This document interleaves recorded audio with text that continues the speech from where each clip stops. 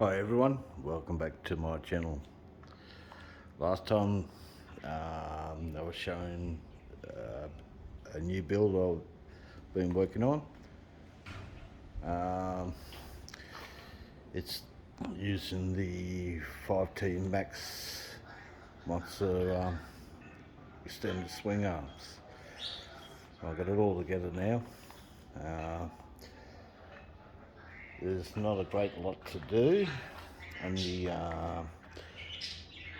just make up the new exhaust system, which is over halfway done. So yeah, looking good. Just trying to think. Oh yeah, plus at the same time making up dog bones. That's the weakest link on this unit as it is. Okay, so that's using a Rovan 71 motor. So yeah, anyway, you see two shafts are modified, which is using the SE 5B balls and the standard one on the left hand side. Okay, so yeah, coming along. Basically, probably the next week or so, I should have the pipe made. I had to order in a bend 1.25 inches, which is 32 outside diameter for the header. Just make things a little bit easier, sort of hand bending it yourself, and a lot of cutting, welding, trying to shortening on that side of things. Anyway, so yeah. Anyway, guys, so I actually put the 6.5 inch wheels on. They're on the other 71. I just used the standard adapters, the hubs, as what I made before was these extenders for the normal 5B swing arms. So yeah, with 5-pin drive pins in it, so you don't break them. I'll convert the Rovan outboard hubs to 5mm pins, so it's more stronger on that side of things. So yeah, see how we go. Anyway, my plan is actually to put a set of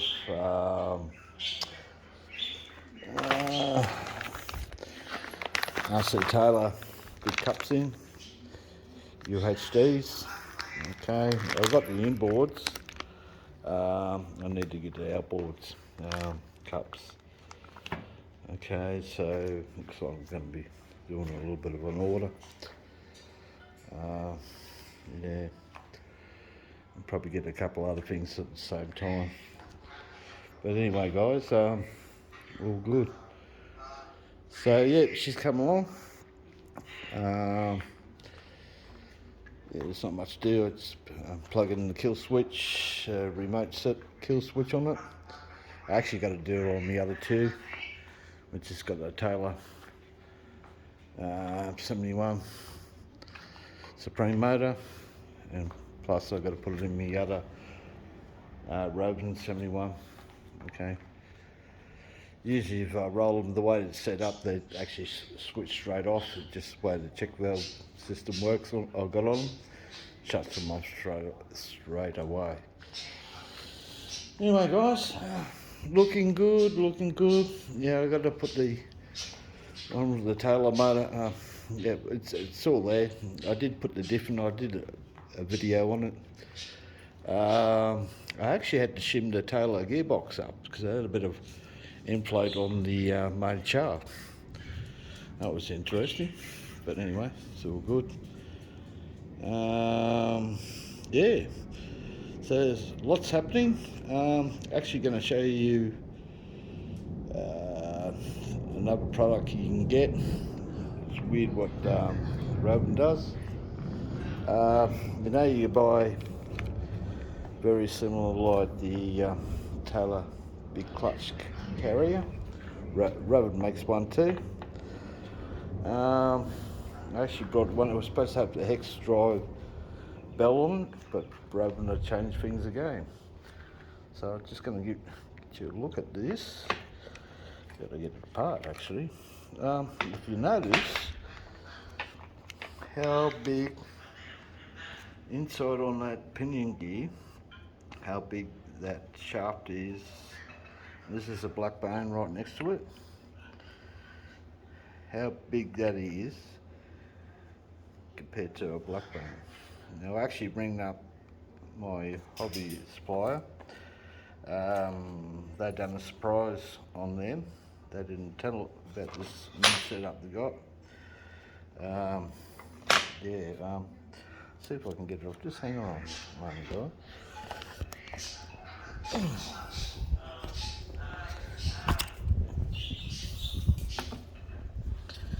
Right, back again. Right. So you see, that's huge, that slot, compared to a black bone.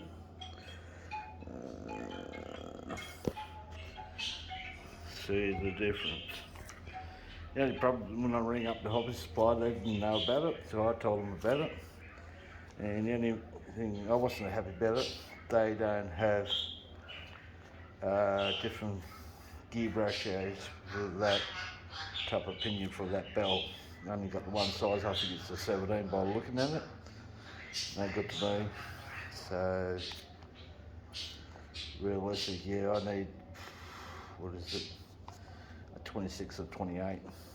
Okay, especially with these Rovan motors, the 71s, they got shitloads of torque. And yeah, so they only revs at 13,000 revs. That's yeah, the only problem. Okay, so yeah. Anyway, guys, I mentioned last time before you, if you buy a Rovan 71 engine, pull it apart, clean it.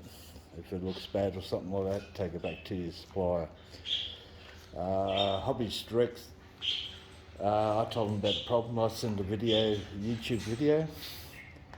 They actually sent that video to Rovan in China to show the problem with the engine. The 45s are like that too.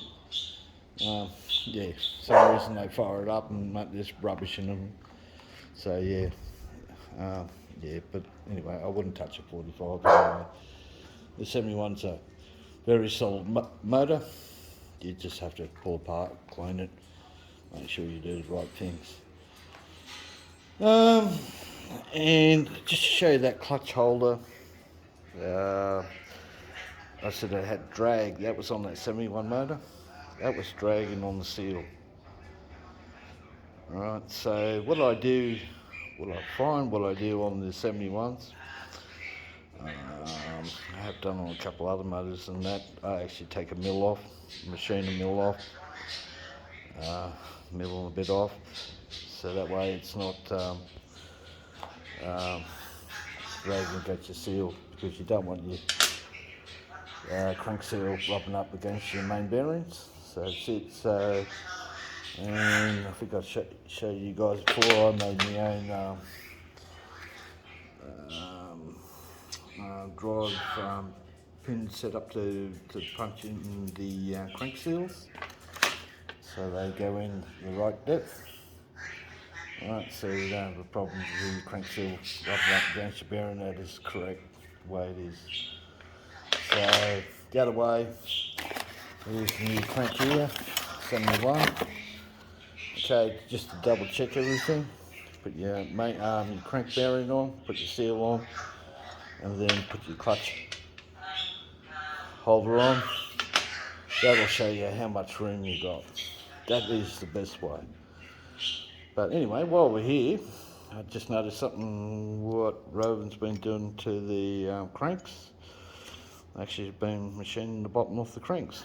I'm sure if this is the new way of balancing a crank. I'm not sure what the story is, but anyway, And it's not one of those grounded cranks, like that has a grounded crank in there. They shouldn't grind it, there's no need for it. I worked out what the problem was, and obviously they didn't pick it up. So, yeah, the problem is, a brand new case here, okay, so your rod here, right here, that spot there, whoops, will touch underneath here. You actually got to relieve a little bit, take a bit of the material off, because I didn't know, so I put it in. I thought when I was turning over by hand, I felt a bit of a notch as I was turning over, and that's what it was. You just got to take a little bit underneath that lip off, underneath there, and your crank will clear. So if you go and put that crank into that, guarantee you're going to hit it. It's going to hit. Alright, so that's what you got to do, guys. I bet you I got a complete motor. I do keep spare heads and cylinders and things like that. I just got to get a carburetor and the billet cover that holds your pull starter. You see, not cheap because they're around about $130 here. Carburetor is like $170. Pretty dear for a Rovan, for a 71 really, because you can put the other type of 71 WJ, but it has a shorter shaft. I think I can get there for about $70. Originals. I mean, the carb kits, they fit both. But anyway, just very expensive, you know. Because the one question I did have asked was, you should buy a motor and parts and put it all together instead of buying a complete one. But actually, doing that way, it works out quite expensive, but a lot dearer. Yeah, said I get it for $830. That's what they are here, $860. Mate, that'll go over $1,000. So anyway, just to let you know, guys, any Aussie guys watching this video and you plan to put a 71 Hobby Direct, they have the cages, okay, to fit that motor in. If you're going to put a 71 in, you need a higher cage. You can't run a standard cage. I got stung on the one I brought for this. I had to buy it from China. Could not get them. And mate, I paid premium money. Ridiculous. I actually brought two of them actually. Yeah, I paid premium like $150. Hobby Director got it for about $40. I knew that was the cost. But anyway, guys, just the way it is.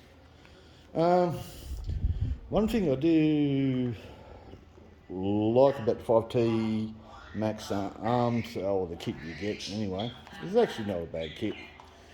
Anyway, the rear shock brace, I like that. If you notice, the cage actually sits about a centimetre, probably 12 mils, maybe 14 mils lower down. Okay, why I'm saying this, if you need to put a kill switch, or we need to get at the battery box and things like that, like this, the other 5B, the cage is right up against the shock brace there, so you can't really lift it up to get into your battery box. You've actually got to strip all this off. It's unbelievable, and to get in that battery box. This one here, I can lift up the cage and actually get in there, get in the battery box, like the kill switch system and whatever. It's all good. Anyway, guys, you can hear me, a Glector parrot. It's doing all the talking. That's not me or my wife. Anyway, it's very talkative this time of day. While we're here, yeah, a bit of a show and tell. I've got a few engines to build. I brought a whole heap of King motor engines, 29, 30 cc's. I've got to put it all together, all new. That'll be another topic just to show you about that, what King Motor tried to do to the engines. I've got a OBR 34cc reed engine.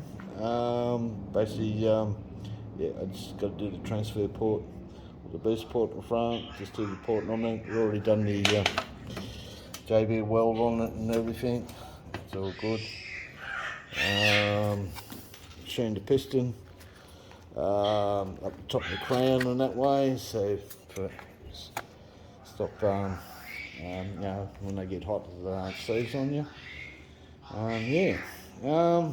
Anyway, this is an interesting one. It's one of my first cylinders. On the Rovan 71, I actually broke it. Alright, I had a large grenade. I worked out, it must have been a detonation problem. I was running way too much compression. I gave this a boot full. Now, what I did to piston, you can actually, on eBay, there's, I think, VIP, I think his username. I'm sure it is. He does all the windows on the sides of the piston, the whole works. He does CNC that. Like, now, I didn't buy one of those pistons, but I did the windows on the side, virtually identical like that. I went the whole town on that, on this engine. Okay, in a day I'm not sure what happened. The ring actually bulged. It could have been the detonation, and actually grabbed in the middle. That's where I put my finger. So this is a cut down version of that cylinder. The piston smashed into 100 pieces. Come to a sudden halt. Anyway, there you go, guys. So yeah, let alone all people who do porting and other stuff and all that type of things. Shit happens, and it happened to me, and it happens to everyone. Anyway, we're just trialing out a lot of things. So yeah, all good. Unless I've got a cut down version, sort of explain, I'll probably do a video, the green, where you should be, all the numbers. We'll do it one day. It's all good. So,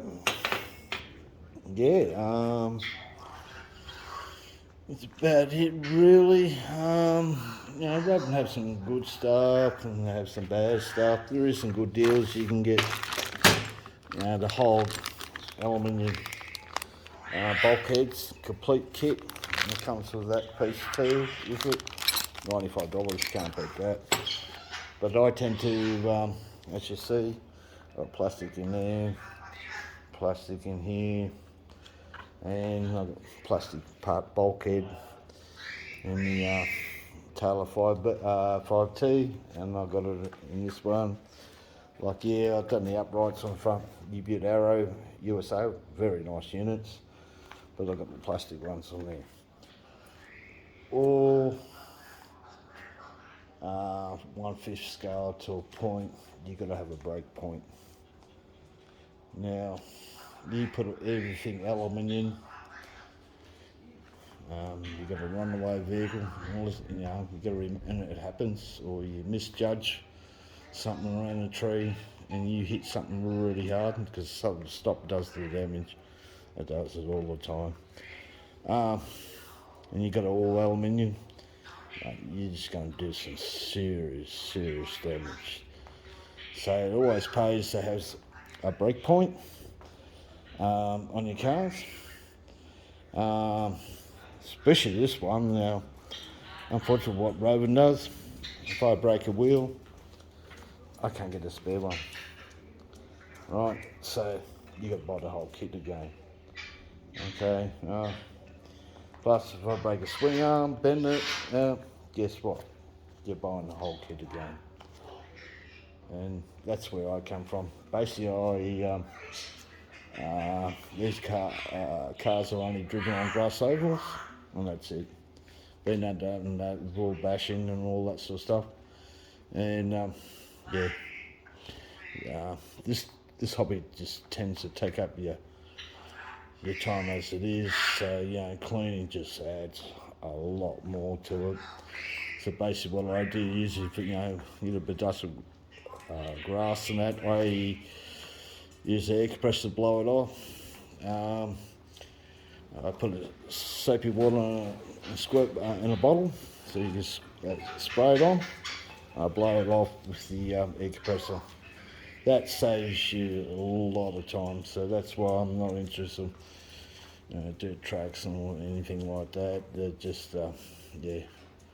So, yeah, that's about it, guys. The only thing probably, I do have slightly heavy duty springs, the tailor ones, the bottom end running, but not this top end. So on a 5T Max, they actually have two springs like a 5B type of thing. I've got to work my way around that.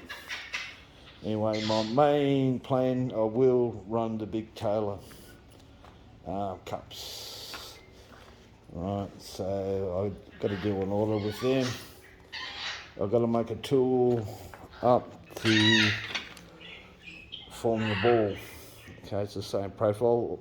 The tailor ones is twice as big, 18 mils I think they are. I'm going to make a tool up, form, so basically when I go in the lathe in it, it'll actually form that ball before I machine the rest.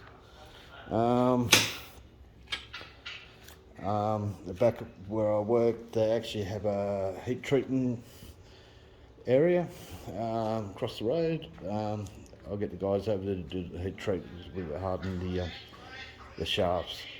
But the thing is, these shafts are going to be real heavy if I'm going to make it the same length, the same ball as Taylor's. Yeah, they're going to be a fair weight, and that's when it comes back to rear springs, because it's going to put the weight on the rear. So yeah, it's all good. Everything's all good. Yeah, I've got this old Camel pop. I should actually return it back to the hobby shop. It actually don't close up the port. It actually is slightly exposed with the bolt holes, and so there's a big difference. So yeah, these are the heads I use. Actually, I actually got to redo the chamber on that. That's way too much compression. That's why that doesn't go. So yeah, I've got to machine that. So it's more chamber on that. So yeah, I've got plenty of those heads. I've got the bigger heads, aluminium ones. I'll get to use this one. All good. And another thing on the cheap side, guys, you can get on eBay. I know you can buy it from Taylor, Udira. You can buy these. What it is, it's actually got a tacho on it. It's actually got a tacho recall on it, and how much running time your car's been running. Okay, so yeah, I can go underneath here.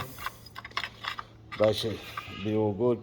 See what it's idling on, and then when you take it for a run, full max, full pelt, then you can go back and recall to how many reps you're doing. So yeah, plus how much time it's been running, all up.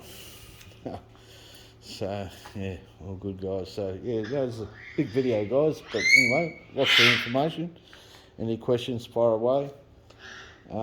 Too happy to help out. Like I said, the big pipe that's going on here, it's actually bigger than the other ones that I actually make, so it's going to be birds going off its tree. It's going to be that much longer.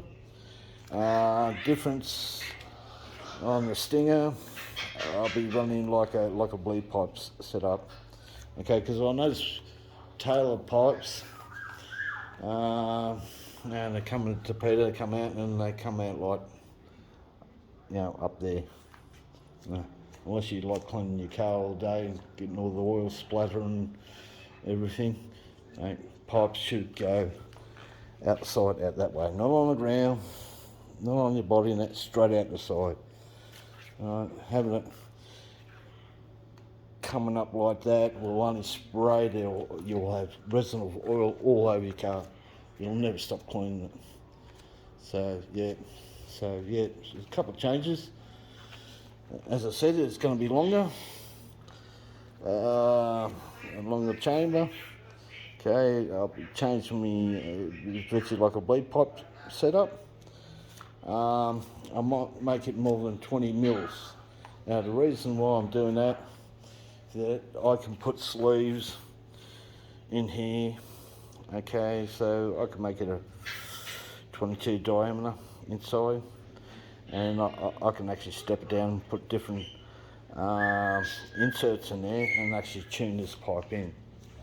So the whole idea at the end of the day, as you look at this one here, this is a stock motor. Yes, there is porting done on the exhaust. Okay, a little bit on the it's a little bit, intake duration on the piston. So yeah, I just took about a mil and a bit off, so there's more duration on that. So yeah, I did a bit of play around and put it on that on the exhaust. As you see, I know what Rovan was thinking when they do these cylinders. So to show, mill down the bottom off the port, which is towards the base. Okay, it should be the opposite way around. It should be up there, but I had to reshape that, widen my port, bit wider than that. I didn't touch anything on the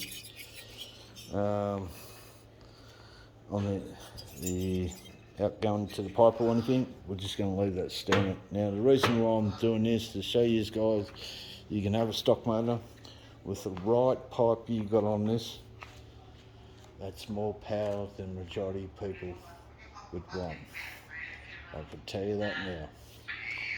I own some quick, 30cc's engines, OBR, 30cc, 30.5s or whatever, and they'll be steering the whole oval, not a problem. Okay, what I find is the 71, it's pipe to pipe. That's the same as. The only thing that stops this engine is the pipe, plus a bit of clean up on the ports. That's all you need. The other thing, if your engine's not running around and it's up and down on the idle, everything like that, you're going to need a leak. And most likely what it is will be a crank seal on the left hand side. That's what happened to mine.